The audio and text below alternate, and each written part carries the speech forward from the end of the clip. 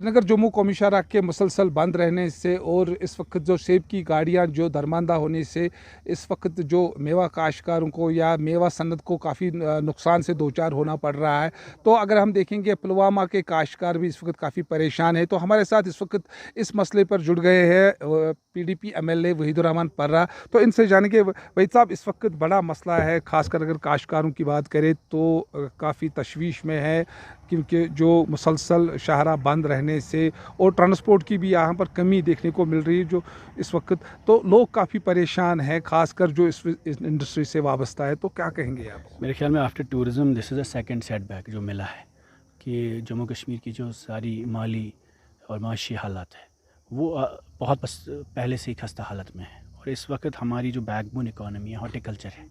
और हुकूमत को सबसे बड़ी प्रायोरिटी लेनी चाहिए कि नेशनल हाईवे को क्लियर किया जाए, एकदम से तैयार किया जाए, ताकि ये जो ट्रक स्टक है या माल की गाड़ियाँ रुकी है, सेब जिधर जमा हुआ है, ये ख़राब होने को है। और अगर हुकूमत इसमें वॉर फुटिंग पे काम शुरू नहीं करेगी तो मेरे ख्याल में हज़ारों करोड़ का नुकसान होने जा रहा है। तो हम अपील करते हैं सेंट्रल गवर्नमेंट से भी, स्टेट गवर्नमेंट से भी, कि इसको एज अ प्रायोरिटी आप लाइफलाइन को रेस्टोर करिए। एक लाइफलाइन है नेशनल हाईवे, इसको रेस्टोर करें और फिल फॉर यहाँ के ग्रोवर्स को रिलीफ मिले।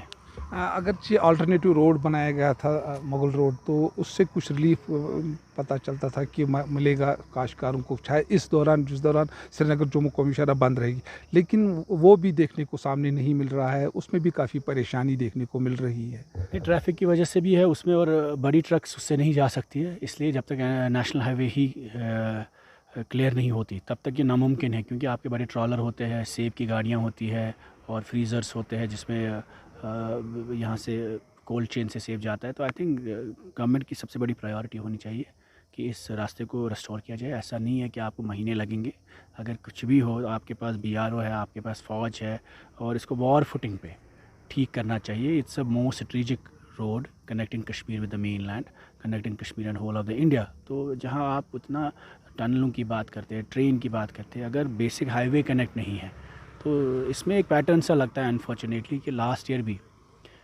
इस तरीके का एपिसोड हुआ। उसके बाद हम देखते हैं कि बहुत लोग फिर खर्चा लेते हैं कि जानबूझ के किया जा रहा है या स्लो डाउन किया जा रहा है काम, शायद सरकार की प्रायोरिटी नहीं है।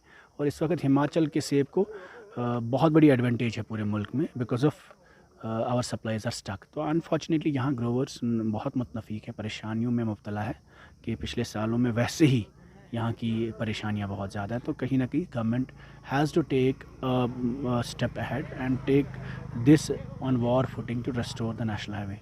वही सब का आपको लगता है जो ओरिजिनल पार्टीज़ है यहाँ पर वो कोशिश कर रही कि यहाँ की मेवा सन्नत को फ़रोग देने की, लेकिन 2019 के बाद क्या आपको लगता है कि उसमें कुछ कमी आई है कि जो पॉलिसीज़ बनाई थी? शायद गवर्नमेंट की प्रायोरिटीज़ नहीं है, शायद हुकूमत ये समझ नहीं सकती है या समझ नहीं पा रही है कि यहाँ की जो सबसे बड़ी इकॉनमी है, बैकबोन इकॉनमी, वो हॉर्टिकल्चर है, एग्रीकल्चर है।